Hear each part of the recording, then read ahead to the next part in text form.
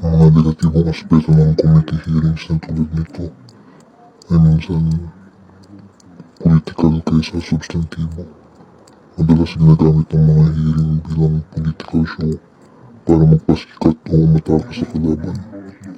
Imbis natutukan ng facts at solusyon, nauuwi ito sa politika at drama.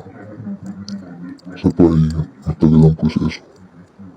Maraming hearing, paulit-ulit ang tanong, pero wala namang malinaw na resulta.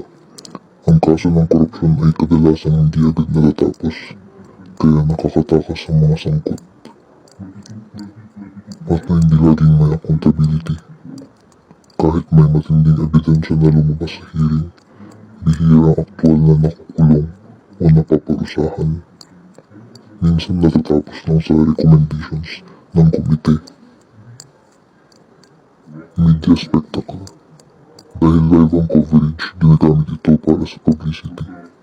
Minsan inuuna ang soundbites kaysa sa seryosong investigasyon. Minsan may pakikialam sa due process. May mga pagkakataong inuuna ang paglalantad sa publiko bago ang tamang proseso ng korte. Maaari itong makasira ng reputasyon kahit hindi na napatutunayan ang kasalanan. Pagiging selective, hindi lahat ng kaso ng korupsyon ay naiimbestigahan.